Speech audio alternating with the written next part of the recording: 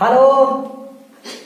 आज हम बहुत ही इंटरेस्टिंग क्वेश्चन के साथ हम आज आए हैं और यह क्वेश्चन जनन चैप्टर से रिलेटेड है। तो हमें उम्मीद होगा कि आप लोग को यह वीडियो बहुत पसंद भी आएगा और इसके बारे में, इस क्वेश्चन के बारे में शायद कुछ आप जानते ही होंगे। तो ये क्वेश्चन है यौन संचालित रोग से आप क्या समझते हैं।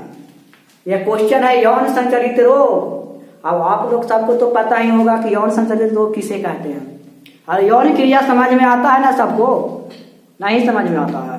अच्छा, हम बताते हैं किसको कहते हैं यौन क्रिया। कोई भी दंपत्ति जोड़ा को अपने बच्चे का निर्माण करने के लिए एक विशेष प्रकार का प्रकर्म करना पड़ता है, उसे यौन क्रिया कहा जाता है। बात तो समझ में आ गया होगा? अभी भी समझ में नहीं आया? हाँ, फिर से बताएं, अच्छा से बताएं इसको। अच्छा बताते हैं, अच्छा से बताते हैं। संभोग क्रिया को यौन क्रिया कहा जाता है। अब संभोग क्रिया क्या है? तो पुरुष के शिश्न को स्त्री के योनि में प्रवेश कराने की प्रक्रिया को संभोग क्रिया कहा जाता है। वह इसी को हम लोग यौन क्रिया के नाम से हम जानते हैं। अब तो समझ में पूरा आ ही गया होगा। हाँ, समझ गए होंगे, अच्छी तरीके से पूरा समझ गए हैं। अब बात है कि यौन संचालित रोग किसे कहते हैं।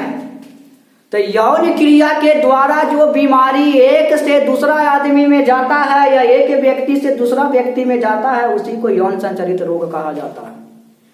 अब उसमें तो कुछ कुछ बीमारी ही ऐसा होगा, खास करके तो जीव द्रव्य से जो ट्रांसफर होने वाला रोग होगा, जो शरीर के कुछ कोशिका के ट्रांसफर होने से जो रोग होगा, वही सब रोग तो यौन संचालित के अंतर्गत आएगा।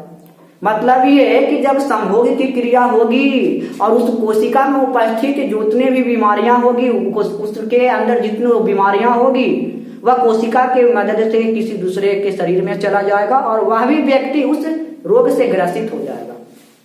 और इसमें खास करके बात है कि यौन क्रिया से, तभी यौन संचालित रोग के नाम से वह जाना जाएगा। इसके अंतर्गत कौन कौन आएंगे? तो यौन संचालित रोग में तो सबसे पहले सबसे बड़ा बीमारी है, और वो सबसे बड़ा बीमारी जो है उसको हम लोग बोलते हैं एड्स। एड्स के बारे में तो पता ही सबको होगा। एड्स से आदमी मरता नहीं है, लेकिन एड्स के बाद आने वाला बीमारी से सब मर जाता है। वो वायरस है HIV, जिसके कारण एड्स बीमारी होती है। इसके अलावा हर्पिस में झुर्रीदार त्वचा होने लगे, gonorrhoea, syphilis, urethritis, cervicitis, cervix cancer, ये सब बीमारियां जो होती है यौन संचालित रोग होती है।